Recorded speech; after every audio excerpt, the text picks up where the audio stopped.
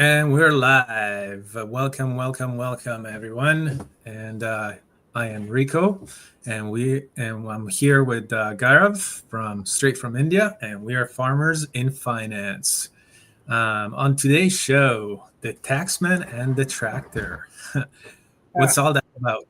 But before we continue, let's hear from Gaurav and how it went over at the fire Ah, man, it was last really week. bad. So thanks for having me again on the. I'm really excited for this episode. For the last time, uh, it was one of the crazy experience. I was visiting Nainital, one of the hill stations in India, and I was on the call, and then my partner came running. Hey, he go, you want to die in there? Like, what happened? Why are you saying that? Why you busy on the podcast outside? There's a burning house next to the street. And like, oh my god. Then I call off. When we went, the lights was off already. There was a big chaos. The house was on big fire, and Wow. and later on we find out that the lady never left the house, and it was so sad. And so we were up all night. We have to find a new place in the morning, and then we took shower, took food, and we prayed for the lady. But yeah, it is what it is. And so, just crux of the story: be safe, guys. Be Especially in Canada, we have houses made of wood. Have your first have precautions, have like fire extinguisher at homes. I will keep one once I'm back to India from India. Then have proper insurances for your houses. That's very important. And beware about your surroundings. So the fire was there because one of the welding guys, he left something on, and then it heated up, and then it just created one spark. But it was the oldest building in Nainital, like that's the city name. Oldest, like the first building was constructed over there, so it was made of wood, like pure wood. And yeah, it was bad, man. So yeah, that was my story. Wow, that's pretty crazy. Like, It was yeah, crazy. that's a little bit of a lesson too, because it tells you, like how preparedness and how things might be traumatizing at some point, and then you're caught in the moment, you're doing something, but and there's these signals coming in. Hey, you got to leave. Oh, the lights went out. Oh, it just happens, like, and then all of a sudden you're like, I gotta go. There is a fire, like how many steps did I have to take to escalate to the point where you're like, okay, it's time to leave. Exactly, man. That's how people react in real life. Also, they're not proactive unless until the fire is next door now, or it's actually at their home. And let it be anything like your finances or your fitness. Let it be anything. So be always on the top of the game. Catch the signals. If you don't catch it, you're gonna be the victim. With that, I think we should start with today's topic. Okay, so we're gonna start with the quote of the day, because this is very important to this show. You cannot change the circumstances, the season, or the wind, but you can change yourself. That's Jim Rohn. So Mhm. that makes me think a lot, because in farming, you learn a lot of lessons pretty much every day. Mhm. And in life too, right? Like you go about life, and every day you're like, oh, what was the point of that obstacle, or what was the point of that Mhm. instance? Why did that happen to me? We always ask the question. So it's Yeah. like that. We can't control like the rain or the frost or anything like that, right? And we can't, even in finance, you can't even control the markets for that matter, right? Yeah. But Absolutely. you can definitely control the way you prepare, right? And so taxes are just about the same. Even though this topic it's for everyone to understand, and really question in some point, because we're in finance, and a lot of people describe it, like, why do you pay 40% of what you make to some entity? And some people might have a response like, well, we pay that for building the roads, don't we? or having the life that we have. Yeah. But in today's podcast, I hope you can take away that we need to question where all these taxes come from, because now we have the the possibility with me over here in Canada and then Gaurav over there in India to compare, because sometimes we take it for granted how the systems work, Mhm. and then by creating this comparison and this network, we might understand a little bit better of why things are in place. So just to continue on the quote, a good referral, a strong connection can save you time, money, and even in your land. And that's a huge part of building wealth, not just what you earn, but what you keep and who you can lean on. And here's a farming truth that ties right in. The best time to water is when the soil is cool. Cold water on hot soil makes the ground hydrophobic. It pools on the surface instead of soaking in. Taxes are in the same. If you don't understand timing and tools, your money just pools in the wrong places instead of nourishing your farm or your family. So today's we're talking about farming income and taxes, not to make you love them because no one does, but to make you aware, because awareness is power. And just like you prepare for the weather, you can prepare for the tax man. So what do you Very well. think, Gaurav? Yeah, like we often say that the crop depends on the rain, but the harvest depends on the farmer. Same way, like taxes and money are the same. You can't control the government, but you can control how you prepare.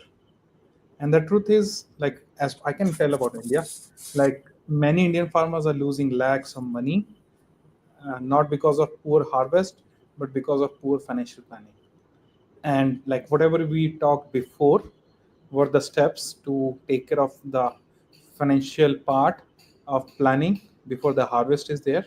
But what we are discussing today is like the major chunk of the money being taken by the entity known as the government after the harvest is there. And without proper planning, you can lose a lot of money from your harvest, and you can lose your chance to feed your family properly just because you didn't prepare well.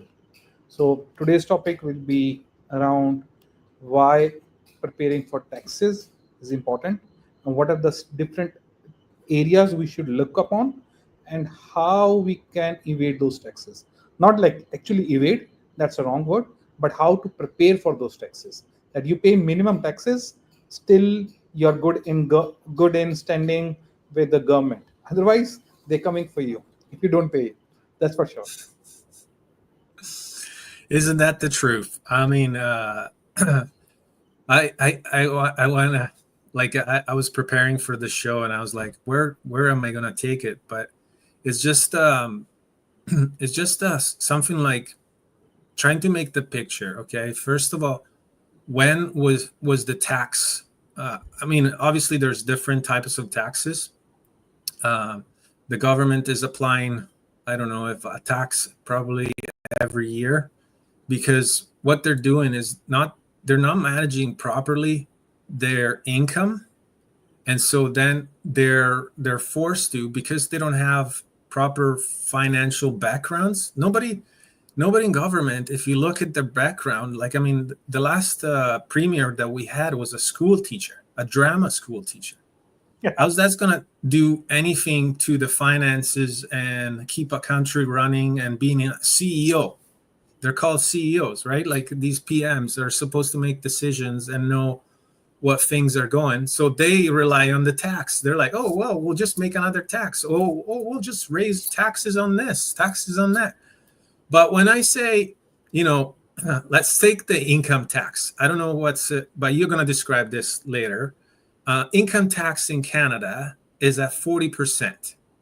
So just to describe it, if somebody came and took 40% of your house, what would you do? If somebody came and took 40% of your car, what would you do? I just don't understand why people are not questioning the status quo. And it's like, when somebody takes 40% of anything that you own, and especially when it comes to your income, like you have worked hard, and and it's like, how are you not questioning it? How you're not preparing for it? Like, and then the best time they take it, it's in the spring, when you have the best morale, like you're like, oh yeah, this is the new year. The trees are coming to life. We're planting, we're get going, like with farming, it's just the most exciting time. It's like we get to plant the soil, we get to plow it. I mean, we get to plant the seeds and pre-start them. Obviously, here in Canada, you have to pre-start them. Maybe not in India because you got good temperatures. But anyways, you're just preparing, and then all of a sudden you got to think about filing your taxes, and you got to do it by a due date, or else hell will break loose.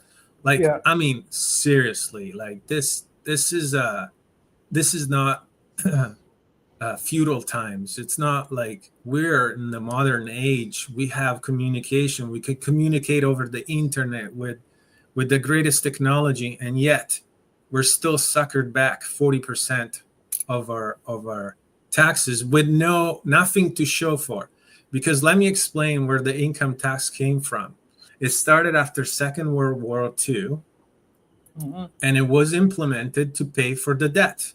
Okay, because the government went overspending of what they were producing, and especially when everybody was out to fight a war. Obviously, all the industry had stopped, so there were like things in place, to limit consumption. People would like maybe like in the Facta Guara Shiv last week, that they would fast once a week so that they wouldn't consume as much. So everybody was strapped in. Everybody was bound together, right, into into making it easier, right? And so they implemented the taxes to pay for the debt. But then, as the government became accustomed, let's say, to receiving these taxes, then it just grew the intensity of using this debt, and then they produce more debt, and then all we're doing now is paying the interest on that debt. That is definitely no good financial advice. I wouldn't financial advise that to anyone, to take on more debt when they can't sustain it with the income that they have. That's outrageous. And this is what governments are doing. And then to go over top of that, but that might be for another topic, is they use other countries that are struggling, maybe like India, to lower their currency, and then be like, okay, my currency is stronger than yours, so then I can exploit your country and catch up with mine. Yeah, that's what they do. And this is what's happening, like across the country. And then did you hear it back in last year or 2 years ago, when everybody was outraged that their clothing was made by 15 years old or anything, or people like of young age, right? And that would not be allowed here because it would be called slavery and stuff like that. But it's okay if it's in another country. How is that okay? What's the difference? Kid is a kid, right? They need to grow. They need to make incomes. So just that was just a little bit of a rant, but let's get going on the show. Unless you have something to add, Gaurav, on your end as a Just financial advisor as well. You said that the Canada was run by a school teacher. Can you imagine who is running India? No, I want to know. I will not name it, but he studied till 5th class, and he used to run a tea stall. A tea stall. Wow. And he's just focusing on like PR, marketing, but the real issues are, and we have introduced with capital gains, we have GST, and we have GST like 28% on some of the stuff. We have the taxes on the rise. We have taxes pretty much on everything right now.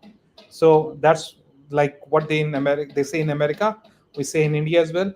First they tax your income, then they tax your car, then you pay for the road tax, and then they put up a toll tax on the road, and there is a GST on the toll tax as well.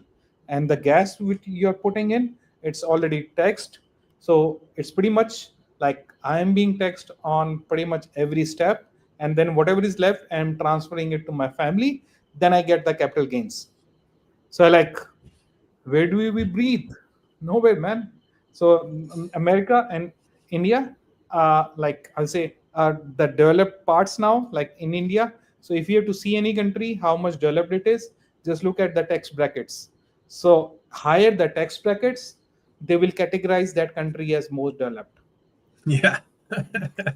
So that's a weird definition. Like that's like what I found out being like different parts of the world, but that's how the reality is right now. I connect with that. It's such a passionate topic because it's like you said, you know, it's not just the income 40%. You buy any product, you got here, you got two taxes, right? You got Yeah, PST and GST. And GST. then when I was going through a realtor school, let's call it, I found Yeah, out that GST is just a feudal tax.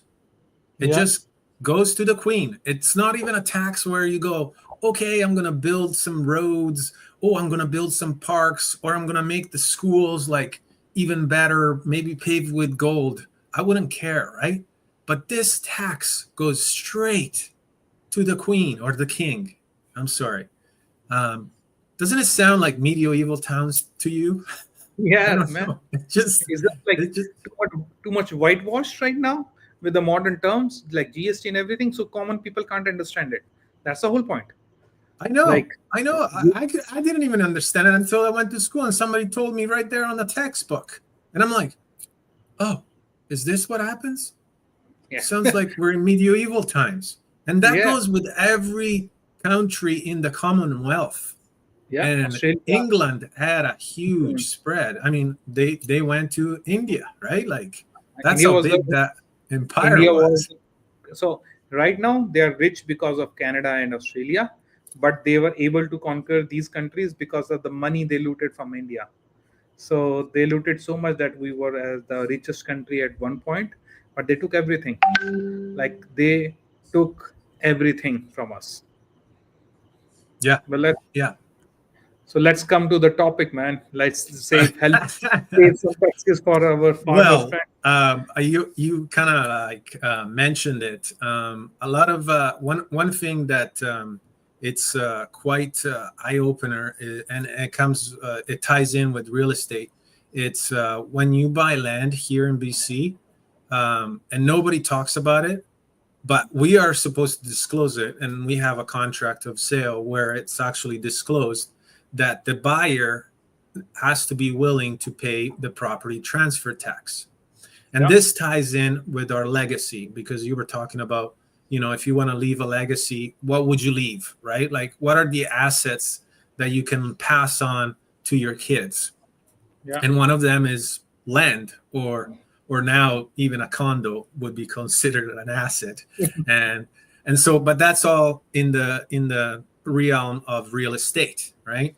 And as being a realtor, um, you would think that if you were to pass to your son or to your daughter land, or even granddaughter or grandson or nephew or whoever, right, that you decide to have that land, it would just be a simple transfer, right? Simple fee, simple transfer. But no, there is the property transfer tax. And who's preparing for that? And that's why, you know, we are farmers in finance, because yeah, we even have to teach people that there has to be a plan in place. There has to be an estate plan, they call it, right? A lot of people don't even know what an estate plan is. It sounds like, to me at first when I heard it, I was like, well, it sounds like something a rich guy would do, right? but but it's not just a rich guy thing, you know. Like it goes down to it's whatever you manage to keep over time, like what we discussed about. Because if you keep the tax man, you grow your assets, and then all of a sudden, you know, you have something to give, right? Like something to pass on.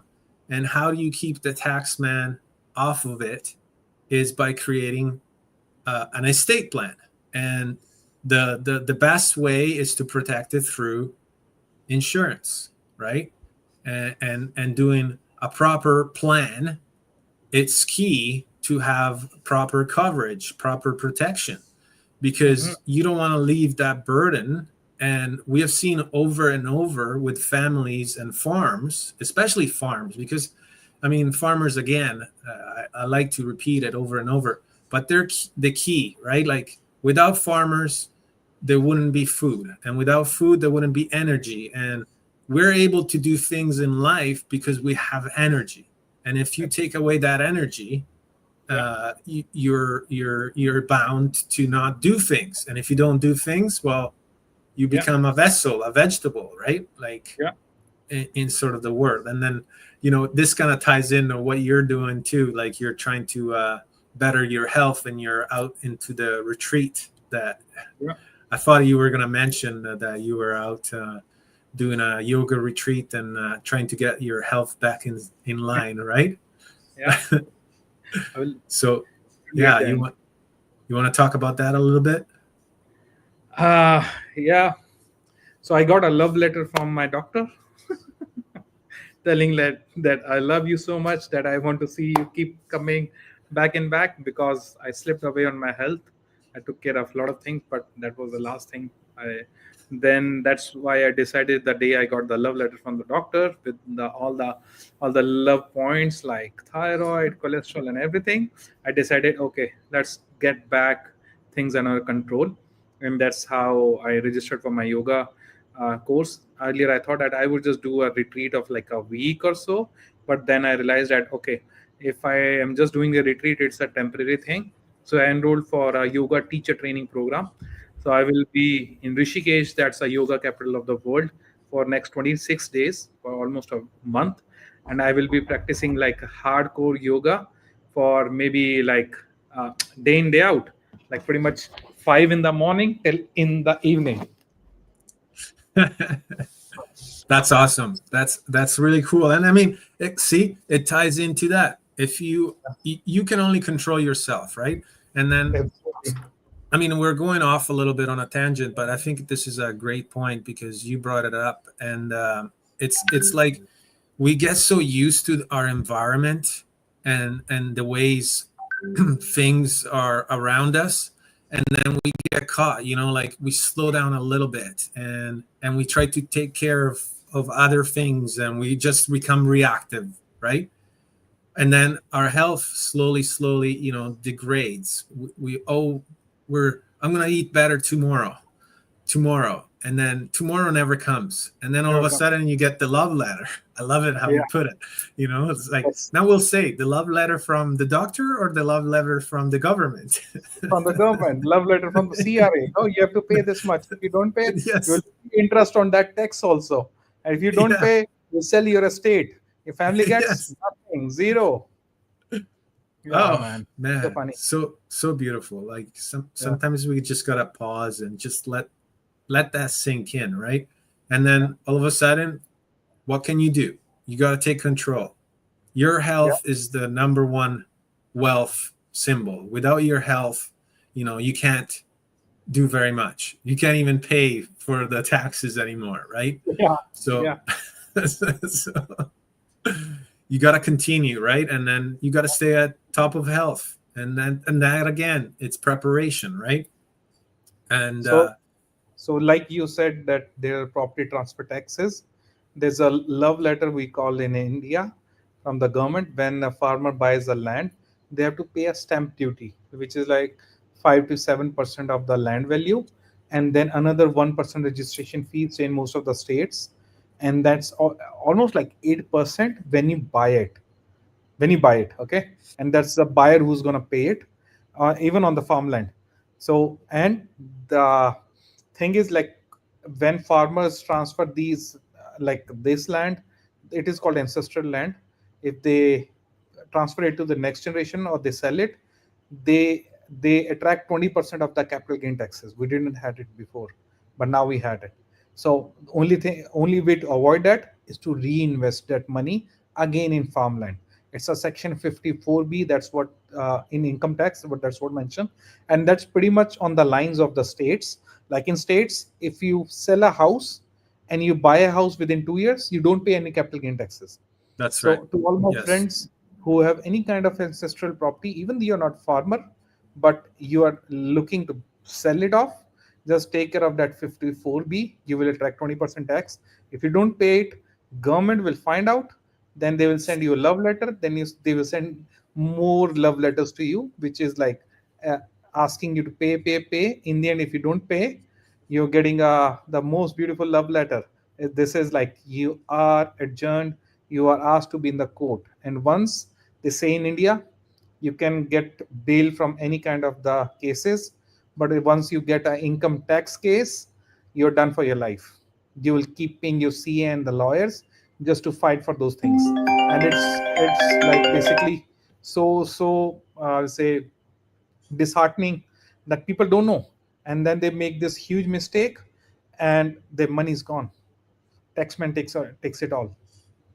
Yeah, yeah, and then that just reminds me that at the end of life of the farmer that is willing to pass on the farm to their heir, that even if you don't pay, like say, I mean, with property taxes, you gotta pay them over time. But let's say you don't pay them, right? And all of a sudden you pass on, and you gotta pay all your income taxes, whatever past you didn't pay. You gotta pay the property taxes, whatever you didn't pay. And who's gonna pay for that? Well, it goes into the estate, and then the government is gonna, well, definitely not send you a letter then, because they got it, right? And then they're gonna decide, okay, you can have this piece. So maybe you're gonna get 30%, 20% of it, and they take the rest. And again, that's by doing. And then I know a lot of farmers, because a lot of farmers are like independent, like, no, I'm working hard for my money, and so do they deserve to keep it, right? But obviously we live in a system where it's created, and we have to understand the system in order to have proper protection for our family, for the future, right? And it's not just an egoistic thing, right? And like, just as if you were to get crop insurance, you're to get property insurance and life insurance to pass on and pay for these final expenses, because no matter what, nobody can escape them. I mean, there is a saying right out there that says there's only two sureties in life: death and taxes. Unfortunately, that's the truth. That's the truth. And as much as passionate as we can become, but they're there. And I don't think they're going to be taken away unless there's a huge renaissance and everybody starts speaking up and standing up and be like, no more, go with pitchforks. Oh, by the way, another thing that happened always, have you noticed throughout history, all of the Renaissance, all the revolutions, all the passages on, all the standing up was from farmers? Yeah. Right? One of my favorite movie is Braveheart too. Remember when the Taxman came through and actually killed his wife, and then he went on a ravage, and then he saw the destruction that the English Empire was doing over in Scotland, right? And he was a farmer, right? He was happy and frolicking through his fields and everything like that, and then happy to return to a happy life. But then, the government or another entity came in and took it all away. But and that goes again. You won't see it until it's too late, right? So it's about proper preparation, planning, and having things in place that you can talk to your financial advisor. And obviously every situation is different. If you have a business or if you have a farm, everything is all different. Very So, what can we talk about next? Is what are we at? Oh, 30 minutes. so So, farm status. Oh, okay, yeah. There is programs out there. I don't know. We're gonna discuss this. We haven't discussed this with Gaurav offline, but here in BC there is grants, obviously, because farmers are keys, and the government knows that, and they don't want to oppress it too much that they're going to yeah, start a revolution, right? So yeah, they offer grants and they offer discounts. Some of them are pretty decent, actually. One of them that I did take advantage of once I had farm status. And again, to get farm status here in BC, you have to have at least 1 year, and then you got to declare that you have an income of $2,500. And then having that income gets you the farm status, which you apply for, and then you get all these kind of benefits, so to speak. And one of them is on fuel. And as we all know, we all need fuel because if it's from transporting feeds, transporting goods, going to market, growing fuel your is farm with the tractors. essence. Yeah, Right. fuel is Yeah. energy. Fuel is Fuel energy. is energy, exactly. So as you get grants or like lowered, reduced, because guess what? They take off their tax portion. And so they, uh, so to speak, give it back to you. Oh, thank you Yeah, again. And so then you get discounts on fuel, which is a beneficial thing. You get discounts on tractor insurance, other types of insurance, house insurance, all that kind of reduce costs. And, at some point it gets, a benefit, if you reduce your expenses, you can higher your margin, your profit margin, and then you make a feasible business. And then obviously there's also tax reliefs in that sense. And now I'll pass it over to you and just tell us a little bit about a picture of what's it like over in India. so in India as well, I have told earlier that we have so many subsidies, like which government gives. Like one is your uh, like they give it uh, free money, which is like 6,000 rupees, which is like $100. It's not much as per Canada, but it's a good amount for here. Or then there's like PM Fasal Bima Yojana, which is like Prime Minister crop insurance program, in which government pays 98% of the premiums in some of the states. Like if something happens, you just pay 2% of the premium amount. The rest of the insurance premium is being paid by them. And then you can get like agri infra fund, in which you want to build up something like a greenhouse, or maybe you want to start a farm. And they give like up to 2 crore INR, which is around I say 100 150 $200,000, with 3% interest rebate on it, which is like pretty low. But the sad part, most of the people, they don't know. The farmers, they don't know.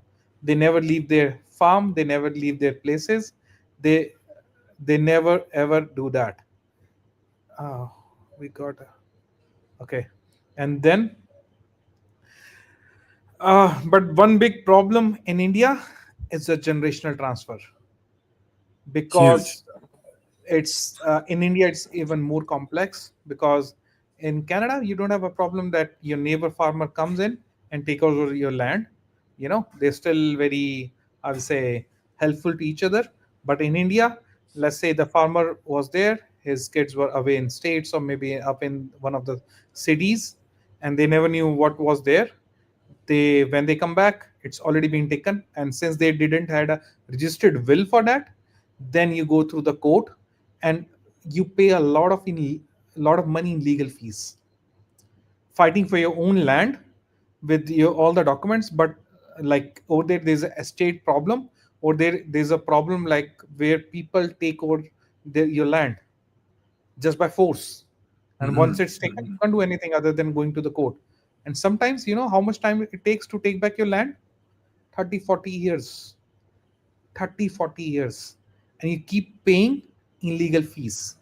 How to avoid that? One, have a proper will, or there's some smart farmers. So we have a term called HUF, Hindu Undivided Family. It is a kind of trust in India in which you make the trust, you have a PAN card in that, and you register your family members in that. You register the land under HUF, and then you have a like land pool for your whole family. You save taxes on the transfer, and then the pass on is very smooth.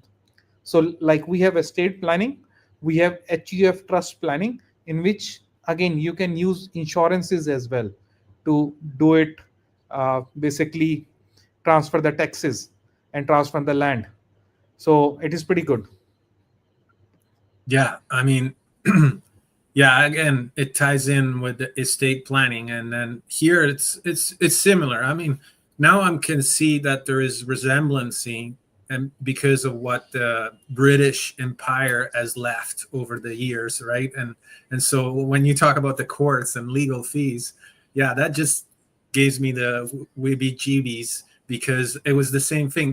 That's another thing why I got into financial advising and financial services is because of the people that I was around, and because I'm getting to an older age, more mature. I am seeing a lot of family and relatives that are passing on, and so having seen them and what happens to their estates and their assets and all that just made me go, what? That can't be possible. Like you said, like the government takes over and it goes into the state, and then they decide when to release it. When everything, when he gets paid, he or she, whoever's in government, I guess it's an entity, when it gets paid, then it goes on to divide upon. And then it's like you said, it's critical to have the will, but it's also critical, to get it registered. And that is all part of the estate planning. And in our financial house, it's like the roof, right? It's what protects everything. It's the cover that when it comes from the exterior, you figured that the government, as we pictured it, is the rain, right? I mean, it's coming, but there's ways that we can protect ourselves, and that's will is number one. And since I've joined and I've been in financial services, I'm like, have you done your will? Have you done your will? To all my family members. It's like foremost. And then even with my clients, I say, hey, you just bought a property. Did you write a will? Do you know who is going to pass it on to? Even though it's an uncomfortable conversation, but let me tell you, it's a conversation to be had instead of not had and then be like, what do we do now? Like clients thanks us for that, man. Like I have asked these questions, and they never have a clue, especially immigrants like us who come recently, bought a house like within 4 or 5 years. They were so happy, and then I asked these uncomfortable questions, like a doctor asks you these uncomfortable questions. Are you running well? Are you doing this, doing that? Are you eating good? Same as do you have a will? Do you have an insurance policy? For insurance policy, they discuss. For wills, they're like, why we need will? And then when I let them know that this will happen to your estate, even if it's your primary house, you'll not attract taxes, but if it's not defined, it will go under the probate, and this is how much your family will pay, or they will charge your estate, and they have no clue. And people thanks us, thank on big time, like you had this conversation with us. It's uncomfortable, but in the end it's important. Yes. And then here's the question. Do you have an estate plan? Do you know what that means? And then I just leave it to the audience. If you want to comment or let us know, we would like to, get our questions out. You can reach out to me or reach out to Gaurav, whoever you feel comfortable, wherever you are. Just ask the question. Hey, what does it mean? What is it?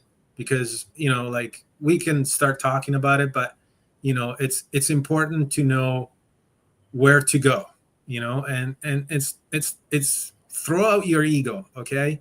Your ego is like, it's good. It's there. It's to protect you. But when it comes to your family, like you would do anything for your family, right? Like you would protect your babies. Like, our partner always says, like with the dangling line, you would cross it for $10 if it was down to the ground. It was 1 foot off the ground. But what would you do if it was like up onto the skyscraper? Would you cross that line? Would you walk across a bridge of 2x4s, right? But then what if your family was on the other side? Would you sacrifice yourself? And then it all comes about perspective, right? And so it's like we have to change our perspective when we have to question what we've been taught too, because don't forget that the schooling system, I don't know what it's like in India, but the schooling system is a program from the government. So what they're going to teach you is not to be an entrepreneur, how to be, like most famous entrepreneurs, actually, if you actually do a background check, they never went to school. Yeah, same for India, man. Yeah, that's it. So isn't that hilarious? Like even the rich kids who are going there, they know like why they're going there, what's their plan, and they go after they had some experience in their business. So they come back and join their businesses. So rich people, they send their kids school, but they know why.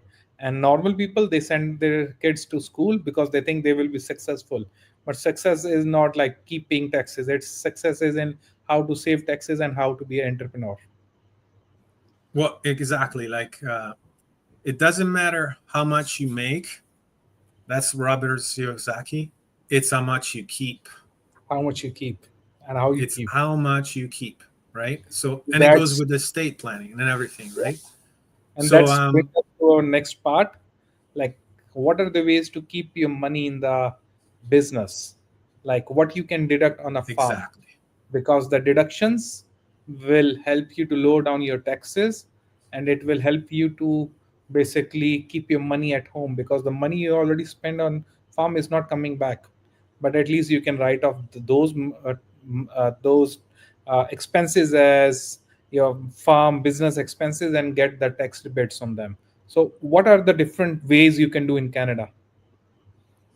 Well, again, there is the GST exemption. Obviously, if you registered for a GST account, if you have revenues, they say if you have revenues about 35,000, then you can register for a GST account. But I would say just registered, and then get those deductions back, because every time you buy, a tractor, every time you buy fuel, the GST is on it. So a lot of people don't know. Just deduct it, right? And every time you service your truck, every time you do a repair, every time, there's no GST on seeds and food, which is a good thing. But just have a plan. And actually, that's what we were talking about it before. Even talk to a financial advisor, but also talk to an accountant, because the accountants, they do every day. They know, and you got to talk to them before the year before, right? Because the tax year, obviously, they try to change it every year on purpose. Like it's they have a business. They're running a business. The government is running a business, and at the same time, we have to prepare and be aware of that over top of our learning curves of the weather preparation and all that stuff. So there is lots of stuff that you can deduct. There is home office. There is equipment, like what we said. It can be very, like you have a dairy farm, so probably you have other depreciation and stuff like that, and maybe you have other things to deduct. Another funny thing that I deducted was the dog and the expenses for the dog, because I categorized that as a cattle dog. So then I could write off the feed for the dog. So if you want pets and you have a farm that produces $2,000, well, that's another way to keep a little bit of your money. I'm not talking a lot, but it's a little. How about you? Awesome. For us in India, like you don't get any taxes on a farming income. Like if you're a farmer, you just produce like crop, you don't get taxed anything up to Oh, wow. 2 CR. That's Yeah, pretty but good. you got taxed around pretty much everything around it, like dairy, poultry, solar power, If you have a farm stay like Airbnb, or you process the food, then it is taxable. So it is a very fine line. Like most of the farmers, they just try to upgrade themselves, and then they forget like what is taxable, what is not, and then they are caught at some point because they sell it off. They get some, then they get the love letters. But like very few people know that you can get, like you mentioned, in dairy farm, we can get like up to 15 to 40% depreciation every year on tractors and dairy machines. Then you can get like tax deductions on your fertilizers. We can get on soil testing. Then we can get on basically your irrigation systems, all the tax deductibles. But you Wow, can get nice. only these tax deductibles when you file taxes. And by the fact, 80% of farmers in India, they don't file taxes because they don't understand it. India That is, can you imagine, we are still 70% dependent on farming, and out of like those 70% like farmer dependent economy, only 80% of people, they don't file taxes because they don't understand it, and they think that they have to pay taxes, but they don't get that they will get the rebates another. And one another mistake people are making right now, other than like in processing and all of these things, they pay a lot of GST on fertilizer, pesticides, machinery. Pretty much everything is taxed with GST in Canada, in India as well. GST stands for good and services tax, just letting my audience know. And it is a pretty complex tax structure. Like you pay a GST, then you get rebates. We'll have a separate like yes. discussion on the types of taxes and what is in Canada and India, how to get around those. And but only less than 10% of farmers have GST registration. 90% are letting go of that money on the table, and that's a huge number. That That's that why, is huge. That is then huge. that's why when you asked, like I was like, okay, I have to get on this one because there's so many people. We got lucky because we had a very good CA. We have a great, one of my best friends, Mukul, I'm just mentioning him in the call, is one great man. If you ever need any uh text like suggestion in Canada, all over world, or in India, he's there. He's because he's proficient in international taxes, Canadian taxes, and Indian taxes as well. Oh wow, cool. What's his Yeah, name? Mukul Gupta. So his whole family is a CA. His elder brother, his sister-in-law, and he himself is A a generational. generational chartered accountants, and he's working with few of the Canadian taxation firms, and he filed taxes for them, and he has like pretty good knowledge about all this stuff. Yeah, yeah, no, and that's key, right? Like that's what we started the show with is just the network, and Yeah, who do you know, and it's like some farmers try to do it all, yeah. and most of the Just like times any those other are the businessman. farmers that fail, right? Just like Like any other businessman, they want to keep it like one man show. But not, yeah, like I say to everyone, businesses are complex now. You need a good team. If you can't hire a team, have a good consultants in terms of your, maybe your marketing, your sales, or your real estate guys, or your financial advisors, or your CAs. Get them. Like, not everyone is expensive. Not everyone is yeah, expensive. yeah, yeah, and then like and connect with their hearts too, because some people are just about the money, but some people are just out there to help out people, right? Yeah. And we need to collaborate, and that's what I see with the different platforms that are emerging and having success because they connect, like EXP, right, as in real estate, and Experior, and others, because they connect, because they give you purpose, and then there's more collaboration. Yeah. Everybody wants the next person to succeed or even be better than them, which is Yeah. kind of like the father son analogy, right? Very well said. Like any father would want their son to be better than them, right? Yeah. And if we leave a world where it's like better than what we founded, so to speak, right? Like just like your camping site, or just common moral practices, right? That then we wouldn't have issues, right? And we would be in what do you call it, Evan?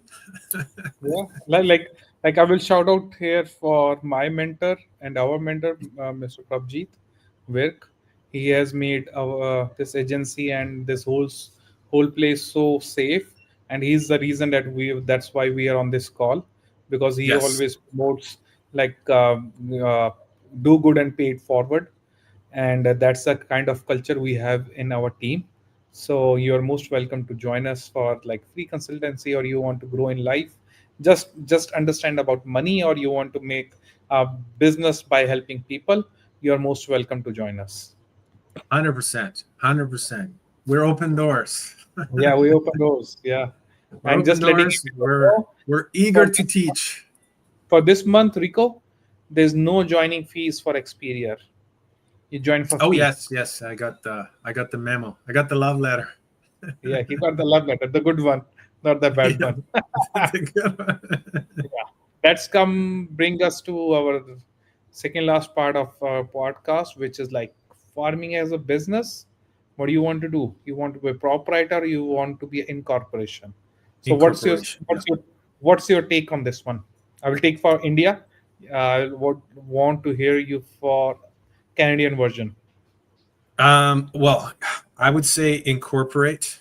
Um, Incorporate in any business you can. I mean, I'm having a little bit of difficulty incorporating with real estate because that's a different beast. The regulations are a little bit more stricter, but incorporation protects your assets, like your personal assets, from getting taken by not just the government, but even debts and everything like that. So, and also your tax bracket, as you might know, because the government intends and incentivize productions and businesses and everything. So even the tax bracket is reduced. So there is Yeah, ways that you can take out of your business your income for your personal use, but there's also ways that, especially with farming, that you can implement the two together but keep them separated and actually get better tax returns. There is a little bit more. It's not all flowers and pretty things because there is a little bit more to know as when it comes to tax time because tax filing for corporations are a little bit more complicated, and that's where a proper accountant comes in. I mean, obviously you can do it yourself, but I know how people are. If you're focused on your business, just do your business. If you're good at farming or dairy, just focus on that and then just pay out an accountant and they will protect your corporation and give you ways of incentivize. And then we as financial advisor, we have tools to use that taxed money into putting into the protection where you're actually benefiting and be able to pass on that estate. And then we're probably going to talk about it the next time we come together. And we're going to talk about that too through the infinite banking concept or whole life policies, because this is goes too hard to me because this is probably the most way. And we go over in the financial house too. We speak about how to protect ourselves from taxes. And when we look at it, we go with RSPs. That's the most common people know about RSPs and TFSAs, and but they don't know on the other side whole life and proper tax shelters, right? That they offer. And so, a lot of people think, oh, I'm saving taxes now. But no, you're just deterring them later for a higher maybe tax bracket or anything like that. So I think incorporating is good, but you have to understand also where is the inflection point, where is beneficial for your business, for yourself, for your personal life, for where you want to go. So then we're running out of time, so I'll just keep it short. Over to you, Gaurav. Where is the best point to stay in India or even in Canada as you like see it with most of farmers, I will say, like in Canada, I will say if you're making up to like 75 to 80k thousand in your business, keep it sole proprietor. Let it be your business. Let it be your take example for realtors as well. Don't go for a prec unless until you make more than 80,000 to $100,000. In India, sole proprietor is good. It's simple, but it is risky again. uh, it's everything on you. You pay taxes and everything. So in India, there's a better way. It is called FPOs. It is called Farmer Producer Organization. Like a lot of people can come together, and they are recognized under Companies Act. Best thing, you get 0% tax under up to 100 CR. It's like $10 million. You don't pay taxes till $10 million, and it is huge, and that's free money. It's like you can't imagine, like just imagine up to $10 million you don't pay any taxes. But the government took if I'm not wrong, they took a target for 100,000 FPOs, but only 20,000 are registered. So it's my call. If you are a big farmer, you have friends and family, and who are into farming, just go together, make a FPO, write off your taxes, register everything, and then FPO makes sense if you are making somewhere between 10 lakhs to 1 CR.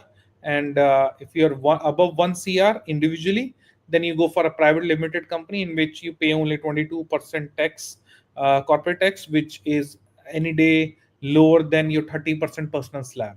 So up to 10 lakh proprietor, 10 lakh to 1 CR FPO. If you're individual, if you're a group, up to $110 million, you have no taxes, or like 100 CR. And if you are more than 1 CR individually, go for a private limited, because corporate tax slab in India is only 22% as compared to 30% personal tax slab. And that, because we're running short, I will just point out the most important thing, which I think Indian and Canadian farmers, they both miss, is like record keeping. I call it Yes. a cash trap, because 70% of the Indian farmers, they work with their brains and the drawers. Like they remember all the expenses here, and they keep the cash in the drawers. No banking, no nothing.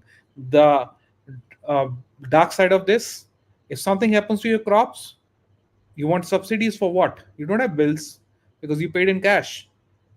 You don't get anything. You want to go to a bank to get a loan, they say that, where's your income, what are you spending, what are you earning? You don't get anything, because the bank says no record, no loan. So for that simple solution, just have a Jan Dhan account or use UPI payments. UPI is a similar to Interac in Canada. We have UPI. It's much better than Interac, I'm telling you. Okay, and apps like Khata Book. Treat your farm account like your crop field. Neat rows, clear labels, no weeds. Keep it clean. Similarly, like your cash, debits, credits, all your subsidies or your everything, very neat and clean. No weeds, no brains on it. This one, just give it to someone. And like some of the pitfalls Indian farmers don't do, they don't report for the crop losses properly, because they don't do bookkeeping, losing their subsidy and insurance both.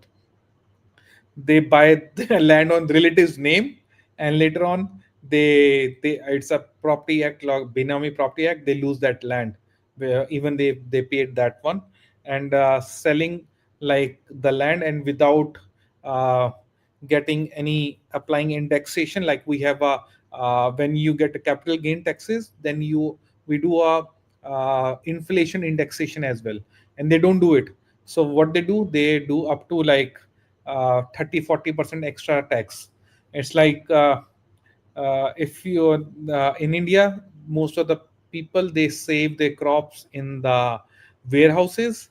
And when I see these pitfalls, I compare it like keeping your crop in a damp warehouse, where you will for sure lose your crop, like you're Yeah. losing your taxes.